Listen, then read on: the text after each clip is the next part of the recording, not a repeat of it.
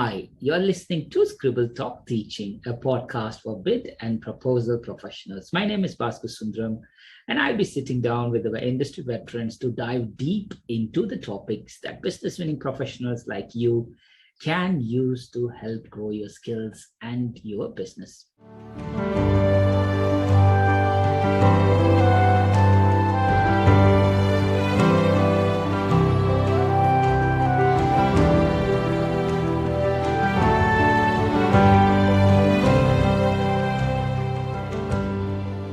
Today's guest is Chris Whyatt, and we will be talking about overcoming resistance to change. But before I get into the topic, let me introduce Chris.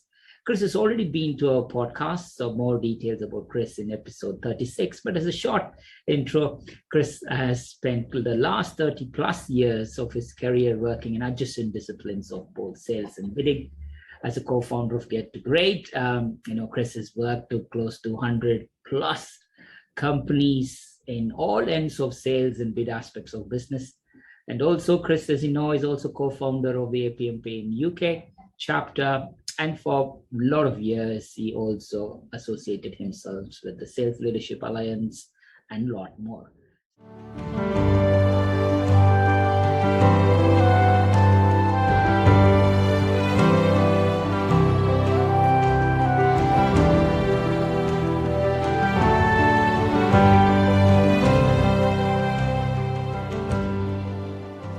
Chris, welcome back to Scribble Talk, and let's talk about overcoming resistance to change.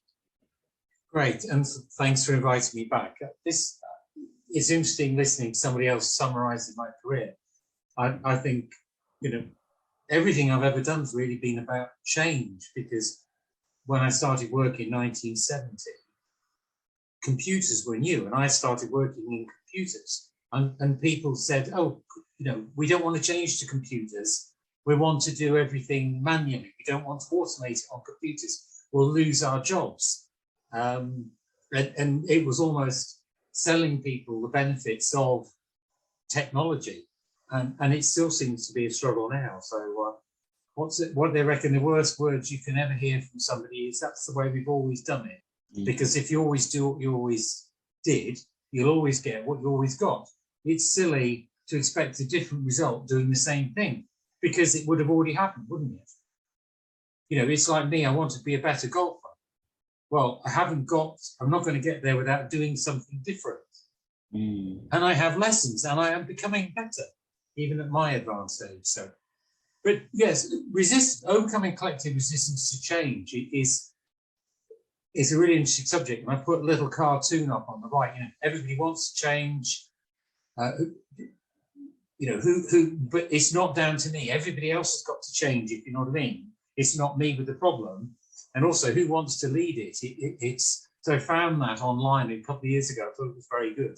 So I haven't got a copyright on it because I don't know who it belongs to. It's very good. So if I just sort of try and set the scene. So, if we were in a workshop, we could discuss this about why people resist change. And I think it's because they don't see the need. It's okay as it is now, i.e. that's the way we've always done it. Often it's people think the wrong things are being changed, i.e. what I do is perfect, everybody around me needs to change, or that's not the right thing to change. And if you think about it, if you've ever taken a car into a garage and watched the mechanic, they get a laptop out, flip open the lid, there's a cable in the back, they plug it in under the steering wheel somewhere, charge the laptop up, and the laptop says the third widget on the left isn't working. They replace the third widget on the left, and your car's fixed. They don't listen to this car anymore and make guesses and change lots of different things, do they? They zone in on what the problem is and change it. And of course, also change for change's sake. If I took over a job from somebody who'd been successful in the past, I'd be thinking, well, if I'm successful using their approach, it's always going to be their success, not mine. So I need to change something to make the success mine. Mm. So therefore, what can we change? I mean, I've known sales leaders introduce sales processes. head of bid management introduce a particular way of doing bids, then they leave and somebody else comes in the head of bid management and says, we've got to do it differently, because otherwise it'll always be the previous person's. But I think also another reason is that nobody asked their opinion. Nobody asked me. If they'd asked me, I would have said this. So people feel almost ignored. And you know, without going into APMP politics, you know, I think a lot of those things about the rebranding, you could say all those things apply to the rebranding. But I think also people feel insecure, unsettled.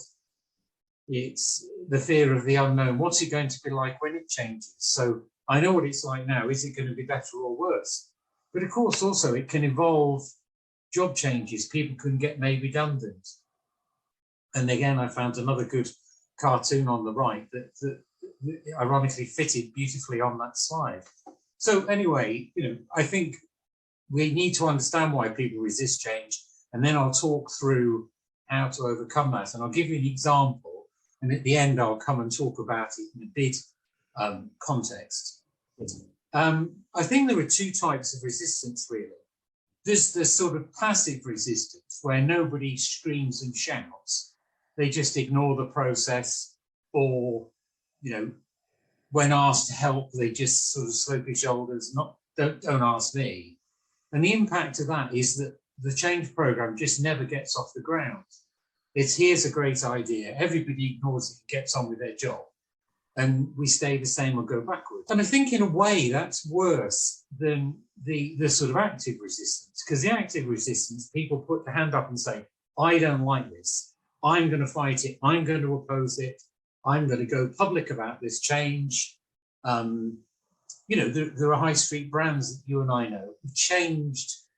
I think it was Marks and Spencer's changed women's underwear for some reason, changed the sizing or something. And the customers actively came out and said, no, that's what I buy. I want it to be the way it is. You haven't made the case of changing it.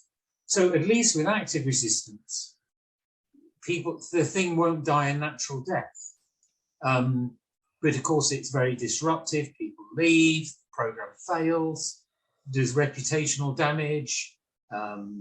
You know, companies who change their customer service model, for instance, the change owners become a popular, oh, since they came along, it's been rubbish, they're rubbish, and there's a reputational damage to them.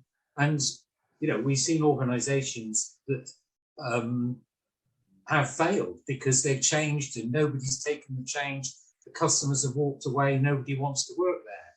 So I think, you know, in a sense, active resistance is better than the passive, but actually you don't want any resistance at all. You want people to buy into it. And if we sort of explore how that, how to do that, I think the number one thing is objectively, and I use that word very, very deliberately, justify the need to change and the benefit to all parties. So by being objective, it's a fact-based thing. You know, this doesn't work, we can prove it doesn't work. And because it doesn't work based on data, we need to change it. And if we change it, this will happen. So it has to be objective. It can't be, you know, gut feel or whatever. And the best way to do this, really, I think, is to give everybody a voice in building the business case and justification for the change. And I'm going to talk you through some slides for a project I did in 2016 with a customer that show you how I did that, or they did that, more to the point. So how do they give everyone a voice? You know, I remember talking to a very established IT company in the UK, and I said to them, how many employees have you got? And they said, oh, 26,000 or something. What's the average age? And they said, oh, unfortunately, they're 50s or something. And I said, well, yeah, okay. So they've all got, let's say on average, then the average employee's got 35 years experience, and you've got 25,000 employees. That's an awful big mass of people who are going to be against this change unless you involve them. And the guy said, well, it's impossible to involve that many people in change. And I said, it's very, very easy. In fact, I jokingly said to him, do you want me to send the URL now? Then you send this URL to people within a week. We'll overcome the problem. No, he didn't. Within 6 months, he left. I noticed it was a he as well. So I think you need to do it absolutely, first of all, anonymously. If you're asking people's opinions about what works and what doesn't, people will not do it if it's not anonymous, because otherwise people are going to hone in on people and say, you said this about me, you criticized this, you pulled this apart. It has to be done anonymously. And the only real way is to do it online, because I talk to people who say, oh, well, we interview key stakeholders. Okay, so how far away from the coalface, the real world, are the key stakeholders? You know, they're 3 away from the people on the coalface, aren't they? Digging coal, or driving the trucks, or serving the customers. So it can't be done with the interviews. So the only way really to do it is online. Now I call these 360s because most people are familiar with the 360 appraisals that you do, where you as an individual are appraised by your peers, the people who work for you, and the people who you work for, to get a 360 view. And I use that because I think everybody understands that terminology, that it's broad in. So I call this collective wisdom, and I touched on this before in the example.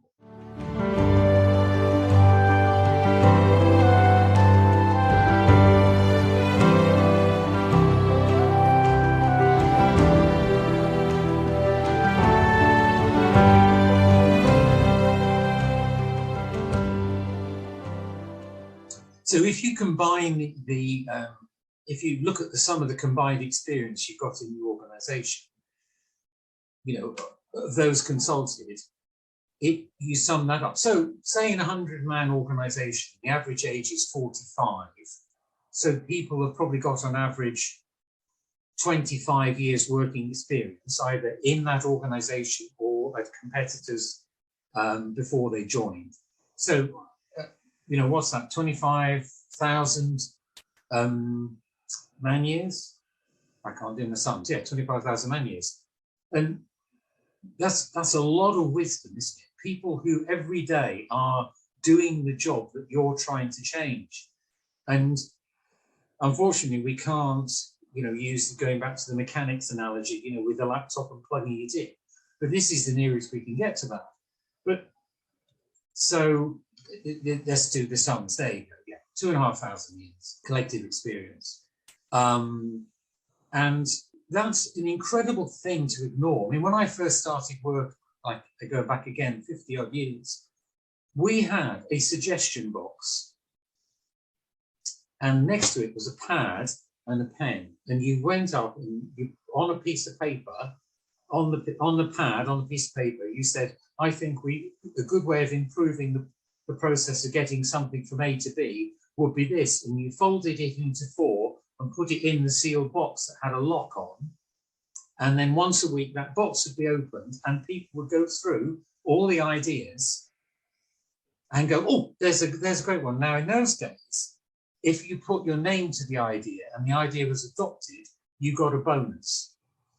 But sometimes people chose not to put their names against it because ultimately what they were doing was perhaps slightly critical of the way somebody else worked. But that whole suggestion box thing is just gone because we don't work like that anymore, do we? Especially during COVID. We're not together to put something in a suggestion box. I guess you could have a suggestion box at companyname.co.uk and you could email in your suggestions, but you don't get the anonymity. So I think that collective wisdom is a really big thing. And there's another example. But the main thing about this is that we all see things differently, but everybody's perspective is different. So if you take a function like bid, you've got people who are recipients of what comes out of the bid process, i.e. they have to deliver the solution sold. You have people who create the demand to go into the bid process. You have senior management who look at it from there. You have, everybody's got a different perspective if you put that function in the middle. And that could be procurement, it could be logistics, it could be HR, it could be anything. Everybody's got a different perspective, and it's important to collect all those perspectives. But the other thing about those sums is that can also be the collective resistance. So that 25,000 man years, 22,500 man years of people, all look at this and go, it's rubbish, you're doing it wrong. You haven't consulted me, all those reasons why people resist change. So yeah, that's great if you can harness it, but if you don't harness it, i.e. hence the sort of harnessing collective wisdom, that's the degree of resistance you're going to get. But I think that's probably of all the slides, one of the most important. So this is a real project I'm going to show you slides for. Now, conveniently, it didn't have, these are the actual slides. I've taken away the branding of the company I did the project with. And this was, these were the slides the CEO of EMEA presented to everybody in EMEA. And I was not on the call. So I produced these slides based on the 360 I did, but I was not on the call. And nobody knew that I had anything to do with this, because it all went out in the CEO's name. It wasn't about me. And the project was called Transform EMEA 2020. And in the middle of 16, early sort of new financial year 16, the company identified that there were 6 things that were wrong. The organizational alignment was wrong. They weren't selling the value of their portfolio. They were poor at partnering. Sales effectiveness was bad. They were not good at talent. And the company values were not great. So I designed this to sort of reflect that and almost have some, so if we deliver this promise, we'll get delighted customers, engaged workforce, aligned and empowered, and build a great reputation, because I great believe in things on the page. And 40% of revenue is a portfolio mix, not from single products, and it's a great place to work. So that was what he presented back, Jon's name, presented back to the workforce. So then we went into some of the, he explained to them what we asked you for in those 6 areas I just showed you. And we came up with what I would call in green destination statements. So, the first one, to be aligned across EMEA, partnering to significantly grow our revenue through partnering led and implemented solutions, and so on. So that was what we want to be in 2020, which was last year, obviously. And then based on the 360, we get down into the data, and you can see in the second column under overall scoring the percentages, and 31% on talent meant that talent was the lowest scoring aspect across 126 people who responded. And then what I was able to do was break that down by region, and it was least of all a problem in the UK, and most of all a problem in a division within the UK. But the Western Europe wasn't very good as well. But you could see, if we look at sales effectiveness, that was fairly consistent. East EMEA was 44%, UK was 43%. So they were very, very similar. But sales effectiveness in Western Europe was poor. So this enables you to zone in on possibly where I don't think there were many scores over 50%, but in terms of our values, UK and Ireland. So there's some good practice in there that other divisions can take. But overall scoring was 39% across the 6 elements. And 50% is deemed as good. Now, this is built on CMM principles. So, sort of 75 to 100 is sort of optimized. 50 to 75 is okay. under 50% is suboptimal. So pretty much everything is suboptimal. If you look at all those scores across the bottom, every region is under 50%. And there was a good uptake in all the regions. So another slide I did for Jon was they very conveniently had 6 roles. So you were either an individual contributor, team leader, manager, director, or vice president. And so we were able to break down the scores by that. And the individual contributors were possibly the most optimistic people of all. And you could see how many of them there are in the 70s. Team leaders less optimistic, so I suppose they were stuck in the middle. Managers more optimistic, directors about the same, VPs a bit far removed from it, and then the poor president, who was a sole individual. So he was the only person you could actually know what he scored. Now, the important thing about this, and I cannot show this obviously because it's customer specific, is when everybody's asked a question, as you'll see in a moment, they're also asked to justify their score, regardless of whether it's brilliant or bad. And what I found was, well, I'll talk about it in a moment. So then there's another one here. Conveniently, people were split up into different functions. So, there was sales, pre-sales, then services, operations, marketing, whatever. And it's interesting, if you look at sales effectiveness, 43% under sales all levels. Guess what? People in the sales function think that sales effectiveness is very, very good. But other people, like the partnering, people involved in partnering don't think it's very good, and so on. So it's quite interesting. Yeah, they're the most optimistic, unsurprisingly. So if you look at the blended score, 39, sales are the only people above the blended score of 39%, if that makes sense with that.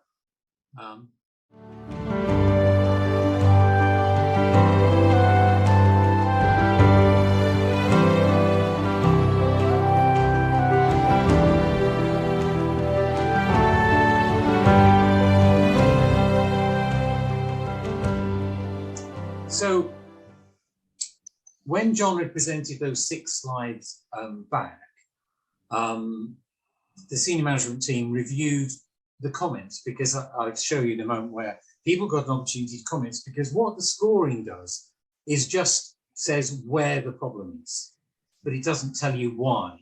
So you can zone in on sales effectiveness in DAC if you want to, but why is sales effectiveness so poor in DAC? I don't know there. Look, business portfolio value, 17% under the operation, including maintenance. Well, why? What did those 3 people say that scored it so low?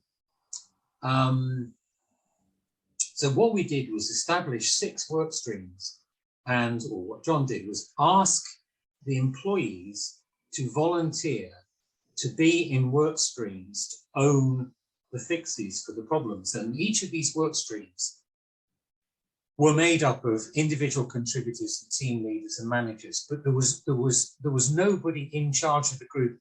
It was almost like a jury. They nominated a jury spokesman, if you know what I mean.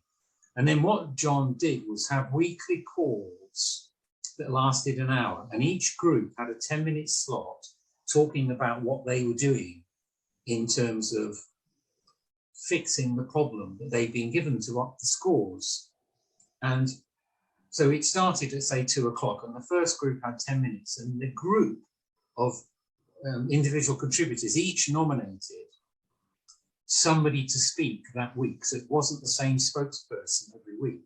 So everybody in all the 6 working groups got to have 10 minutes to talk about what they were doing and the progress and results and blockers, help they needed, and so on, which was very empowering for those people.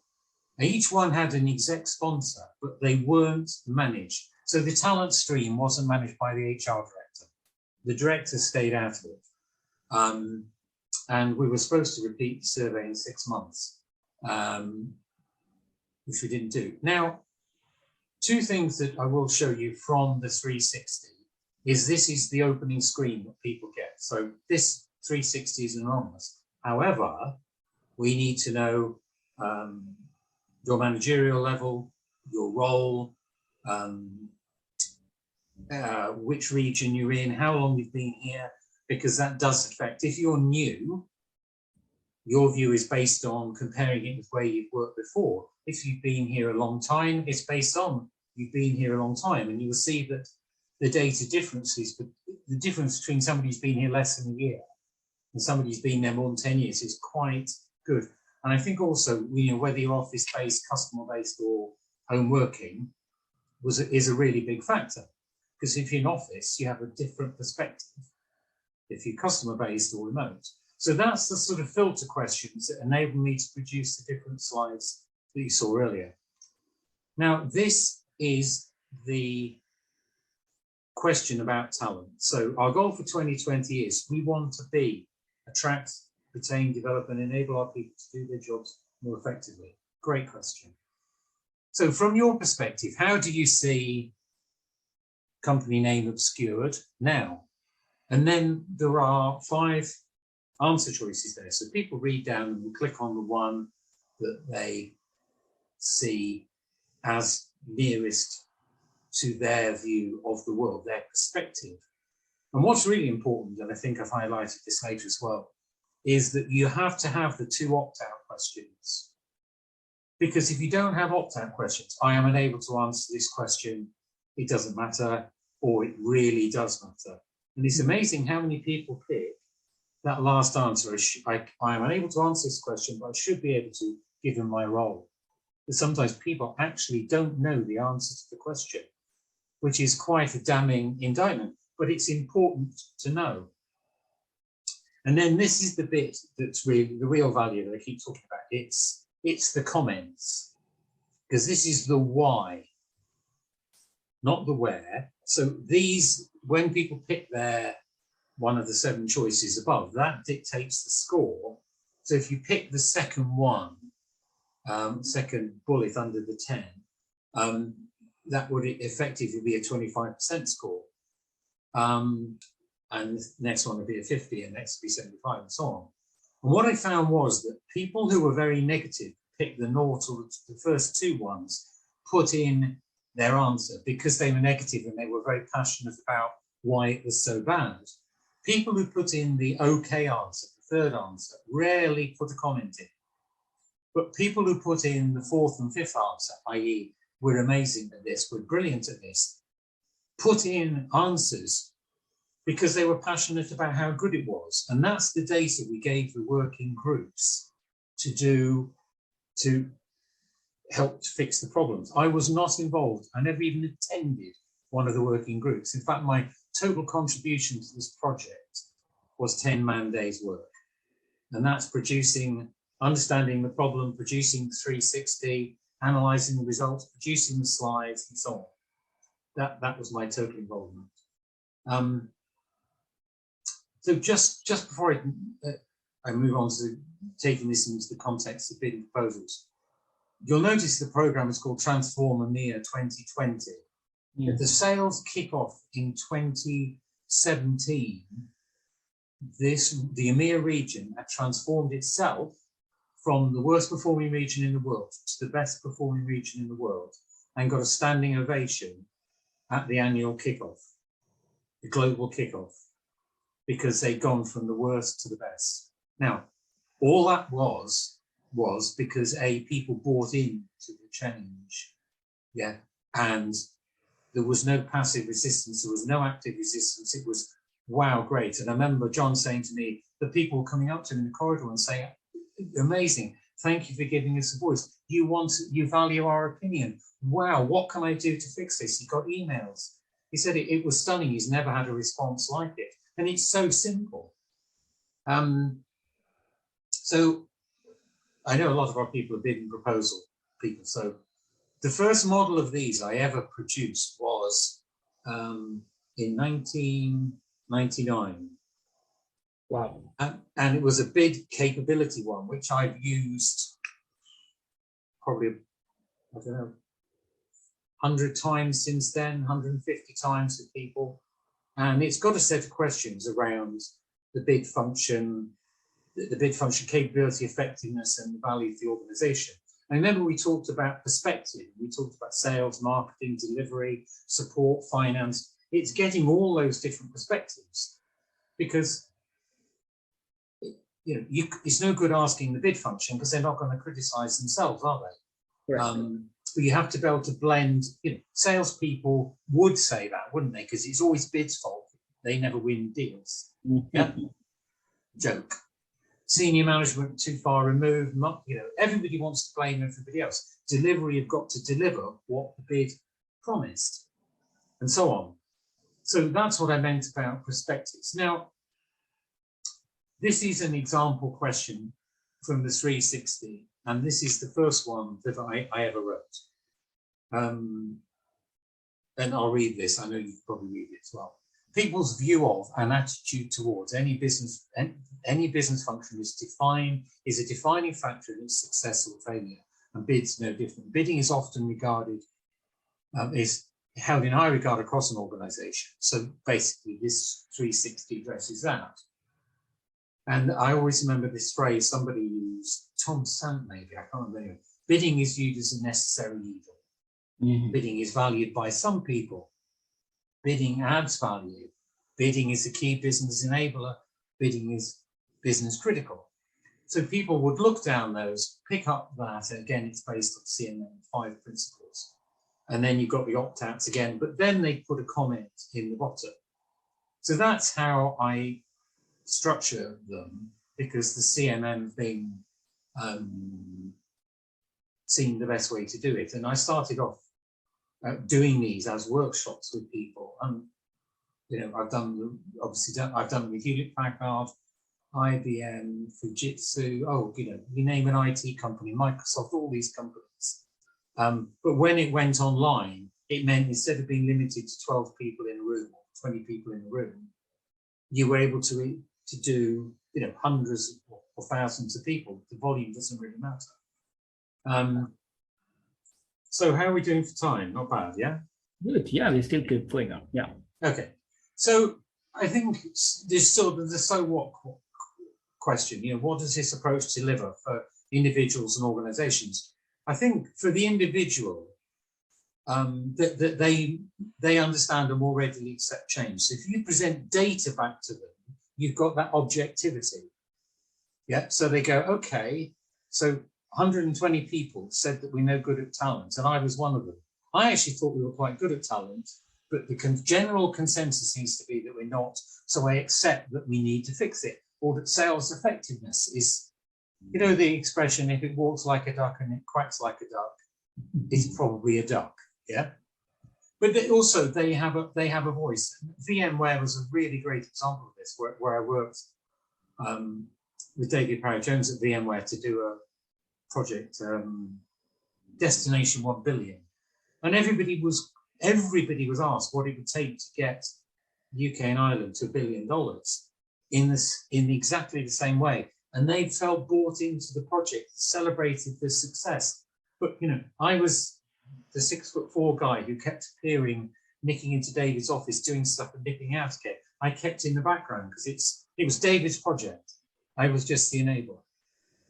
And by giving them a voice, they feel valued. And there's a blog post of mine about the power of feeling valued. I think, try the power of feeling unvalued or undervalued. And there's been some examples recently where people have felt undervalued or underappreciated.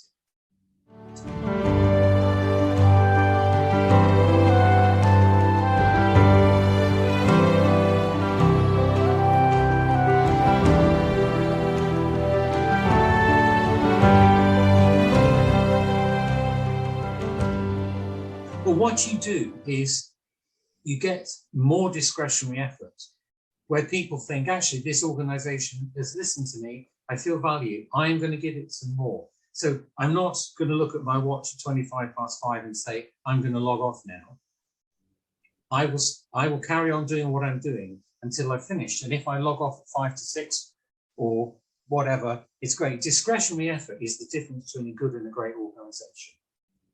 And by giving people that voice and making them feel valued, you get that discretionary effort. It's amazing. That's what turned EMEA around on Transform EMEA 2020. It was a discretionary effort that people put in to do that. It becomes also, for the individual, it becomes a better place to work, and therefore they stay in the business. So you keep the good people. I have noticed, I've had feedback from people who paid us to do this kind of thing, that interestingly, he said, we've lost this person, this person, this person. And he said, we were glad they'd gone. But I think that they didn't like what they saw. They saw that we were going to change. They saw the case for change. They felt threatened in the right way and actually decided to walk. So, you know, if an organization goes through this process and the HR director resigns, clearly it's because we failed at talent. So, you know, what is that a bad thing? Is he the barrier or she the barrier? I think from an organization, obviously, they want to sell change. They want, it's more, this change is more objectively justified. The adoption is much higher. The right things are changed. That old bit of cable again. They don't change things that already work, because there's nothing more insulting than somebody coming up to you and saying, I know you think you're good at what you're doing. You think the process is good, but actually it's not. And we're going to change it. And you go, oh, really? Yeah. And because what a waste of money to change something that already works. You know, if the bid process is a good bid process, perhaps the problem is adoption or communication. It's not the process. Things happen with little or no resistance. The timescales achieved. Remember that project was called Transform EMEA 2020. Yes. And it was done by January 2017. That's 3 years ahead of schedule. 6 months instead of 3.5 years. It's astonishing. The other thing is that you can use the same metrics, because I jokingly, in one of the slides, it said repeat it in 6 months. Well, of course, that 6 months would have been the January of 2017. And the guy just said to me, there's no point in repeating it. We're the most successful region in the world in our global business. So why would we go back and ask people the same questions again? So you can't have everything that's on your purchase order. That's yeah, it's happened before. We did a project like this, and this is in the public domain, so I can talk about it. I mean, a long time ago with Dave Newsom at Computer Centre, and we ran the bid one as a workshop. And Dave, and I literally was there for a day. Dave took all the outputs that we produced that day, the flip charts, went and, because he was head of bid management, changed a lot of the things. And I think their score was something like 51%, 52%, which was pretty good. And then when we reran it a couple of years later, I think it had gone up to 80 something. The overall score was in the 80s. And they still did something off the back of that score, because there were a couple of things that were not suboptimal, but knocked the average down. And they took those things and did something about them, even when they'd achieved 80%. So you can use the same pressure process, you know, again, staff churn, productivity increases, and ultimately revenue.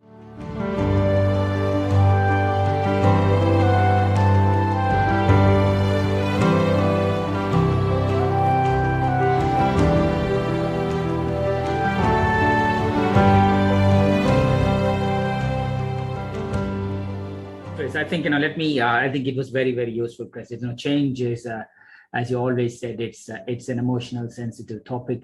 So, Chris, early on when you said about there are two forms of reaction to change, one is active and the second one is passive. Is it not good when sometimes people don't say anything because they're passive, but they keep it that they don't like it, and that's much more dangerous than people out and telling you active. In your experiences, have you seen both, or is there any kind of numbers out of 10? You will always find 6 out of 10 will be passive, 4 out of 10 will be active. Anything that from your experience you find? Well, obviously the sort of proposed brand change with APMP was very actively resisted, which in a way was a good thing, because if it had been passive, to your point, if it had been passively resisted and people hadn't renewed and the membership had dived through the floor, right, and everybody would have been going, well, what have we done wrong? Nobody said anything. So yeah, absolutely. I mean, you don't want any resistance. You want people to buy into it. But if you're going to have any resistance, people need to put their hand up and say, hang on a minute, where's the data behind changing this? And where's the data behind changing this? And when in the project, I was the Transform EMEA 2020 project, the working groups took all the why, WHY data. So this is the problem with talent. And there were, 90% of people made a comment. So the first thing that group did was, okay, so the score's whatever the score was. Why? And then as a group, they spent time, because we don't do this, we haven't got enough of these, there's too many of this doesn't work. And they took all the why stuff and they, it's like a golf pro. I go for a golf lesson, the golf pro says, you're stuck on 18 handicap. Why? No, I'm not going to tell you why. You're just stuck. Actually, my handicap has come down. But the reason why is the really important thing. But the sort of where is important, because the Transform EMEA 2020 was an organization wide. It went to everybody. The big capability ones. Basically, what happens is I send a URL to somebody who is got the authority to send it out. Yes. And what we do between us is draft some words that basically say, we're reviewing the bid function. And if you have any experience of working on bids in this organization and other organizations, please click on the link below. Yes. So anybody can go in. And I've never known an example where you remember that I can't answer this question. It doesn't concern me. Nobody's ever gone through one of these and just clicked on that type, i.e. because I drive a forklift truck in a warehouse, so I don't have an opinion on bids. People always have an opinion, don't they? But every voice is equal. But, this is a very broad question. By the way, there are another 11 questions in this, and they're about the effectiveness proposals, about the qualification process, about the bid process, and so on. It's not the only question, obviously. But it's, you have to be able to separate out sales from bid people. I mean, naturally, the highest scoring, if you did one on procurement, which there is a procurement model, all the people who work in procurement are almost certainly going to be the highest scorers, aren't they? Because they do it every day, therefore they think it's good.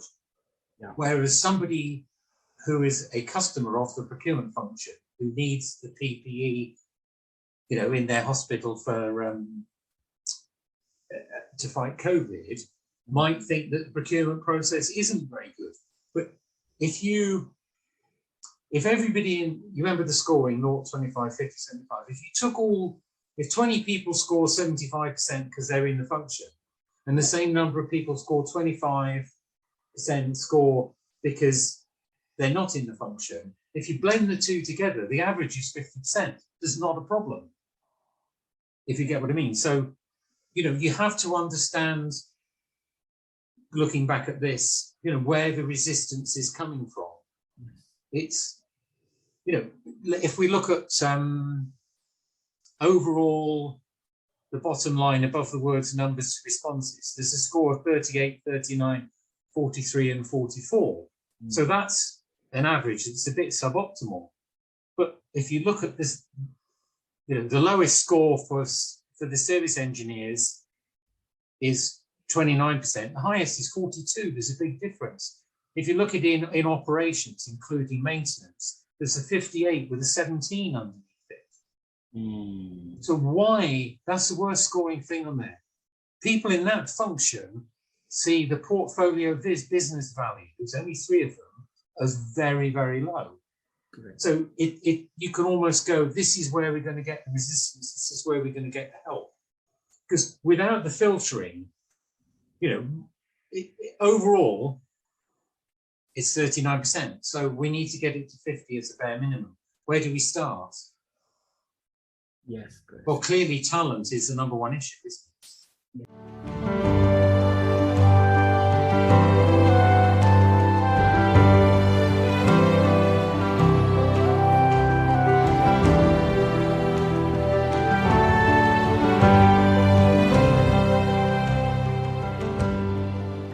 As you rightly said, Chris, I think because if you send these 360-degree change survey to 100 people, as you rightly said, we need to keep it as anonymous to get the maximum. So out of 100, say 60 response or 50 to 60 response, and then we then use the data to understand what's the resistance to change. Will you then run back again to capture that 40? Or will you use this 60 and go deeper to understand what's the resistance to change? Or do you do both in parallel? Because I can see so I would say to the stakeholder, how many responses can we expect to receive in EMEA?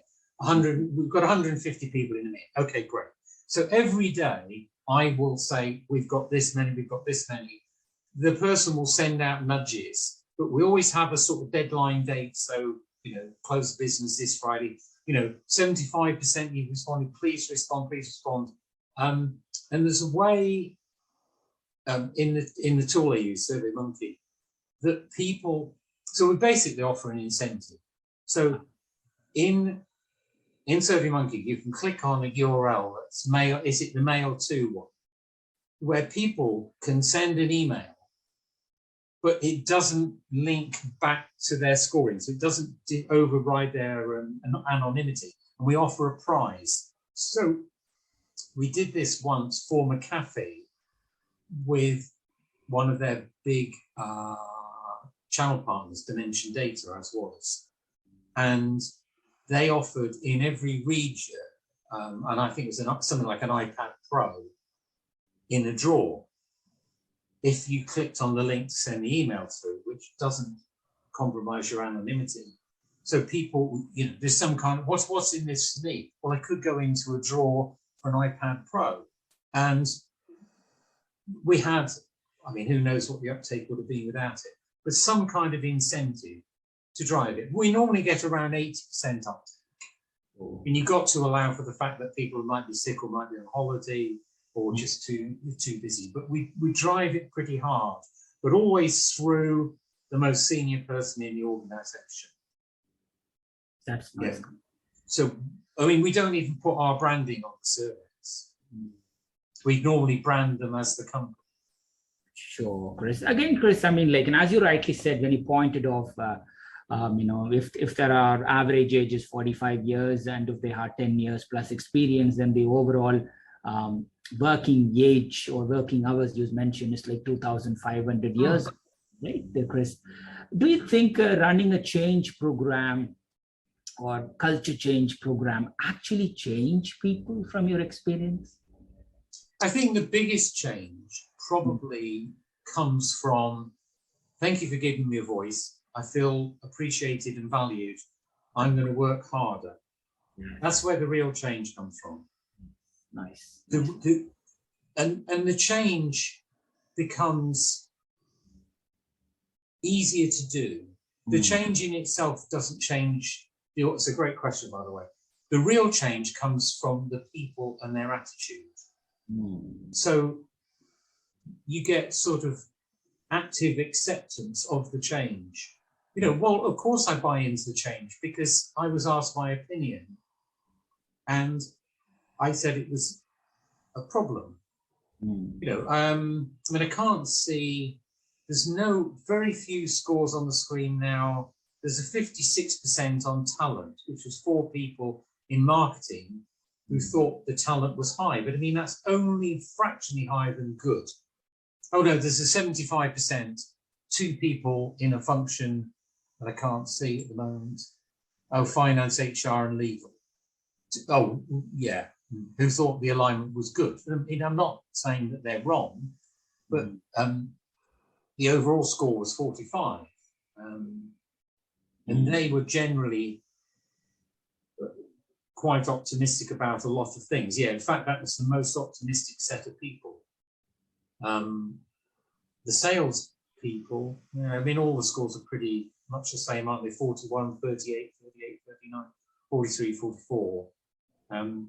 So the most positive people here were individual contributors. Correct. The 41%.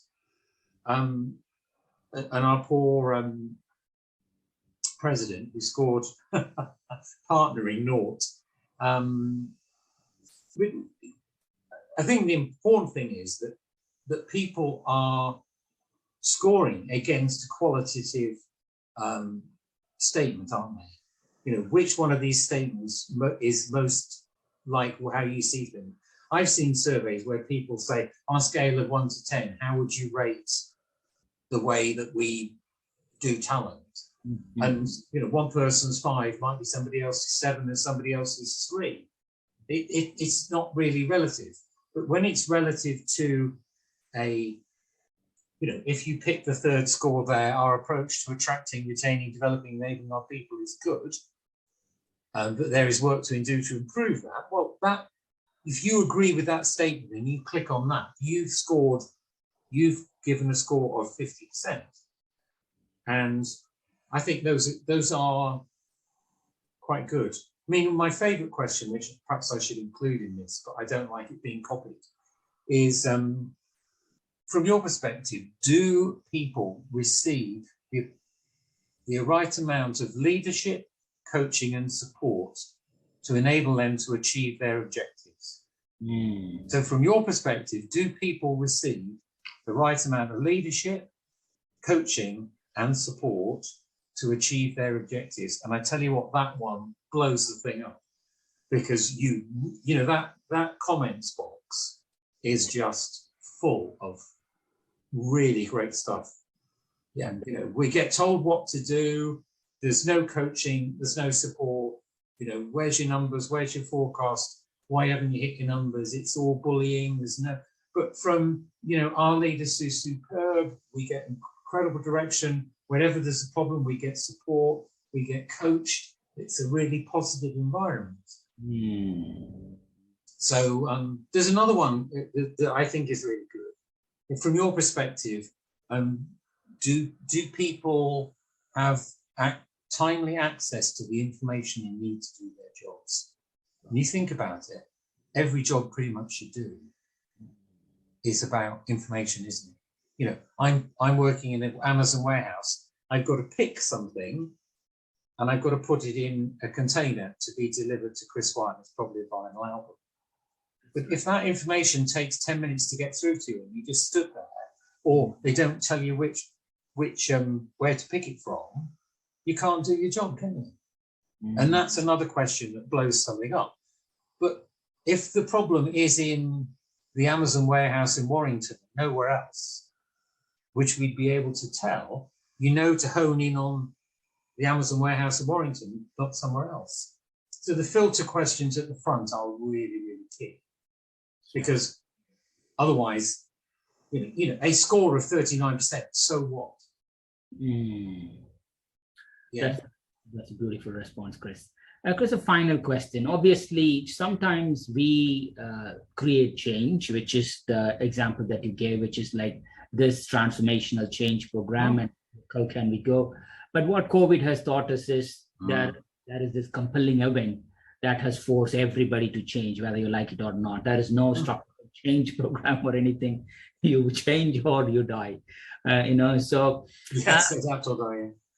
So from your experience, does people react differently when there is this artificial or what we call a structured change program, transformational program, or versus this kind of compelling events that happened, do you find any kind of behavioral stuff that changed in people? I think lack of clarity there causes the confusion. I think, an enforced change. We've all got to work from home. It's the lack of clarity around how that's going to work that really causes the confusion and resistance. And I think then it's about, you could probably do the same thing in 3 questions.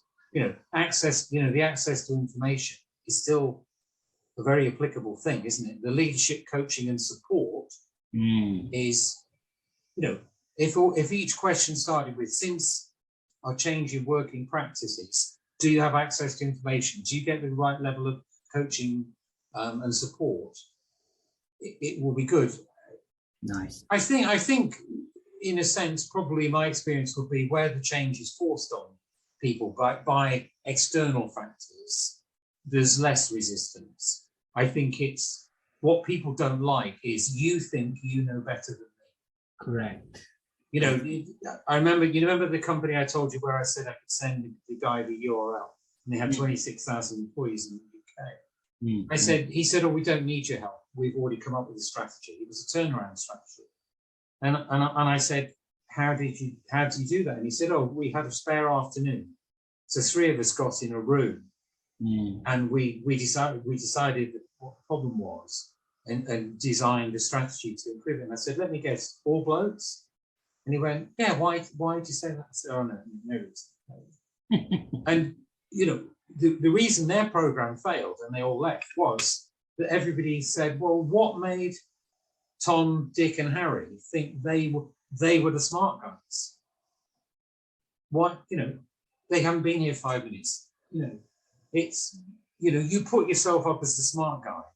And this is the problem with consultancy. If somebody said to me, I want you to do some consultancy for us, well, I don't want you to use this approach. I want you to use interviews. Find somebody else. Yeah, because I can't interview everybody. Or look, I tell you what, we know what the problem is. It's sales effectiveness. Okay, so what's wrong with sales effectiveness then? Where's the problem? Well, that's for you to find out. Nice, Chris. I think this is a fascinating topic, Chris. As you know, thank you for sharing in a structured way. And in your article, which you referenced to, you have kindly inspired by Rudyard Kipling's I Keep 6 Honor-Serving Men. And reading through that poem, it's quite fascinating what was written in 1865. It actually isn't 6 good serving men, though, is it? It's trusted something, isn't it? Yeah, it said... trusted friends, is it, or something? It's misquoted, because I looked at the poem, and I think it might be something like trusted or something. Right.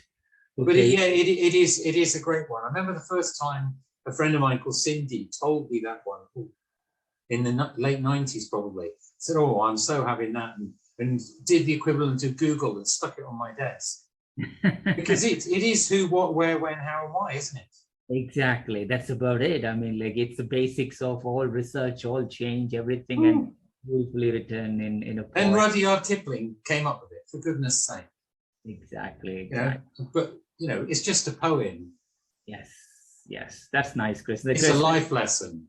100%, Chris. I think that's it. What we're going through on a day-to-day basis is this change and how we are overcoming our own inertia, our own resistance to change. It's nice to talk with you about this, not just on a corporate change, but also on personal change. Chris.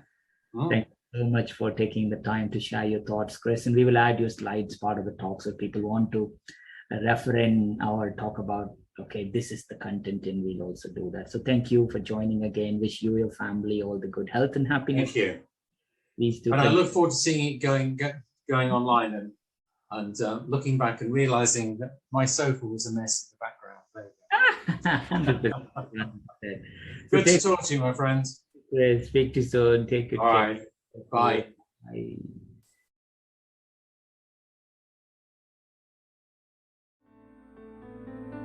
To our listeners, thank you so much for tuning in. Please visit batchyscribble.com/podcast to listen to this episode and check out any of our other previously recorded episodes. If you've enjoyed today's interview, Don't forget to subscribe, review, and share the Scribble Talk podcast. We hope you'll check out our next episode where we interview another industry expert and special guest. Until then, it's Ashley Kays, Bhaskar Sundaram, signing off.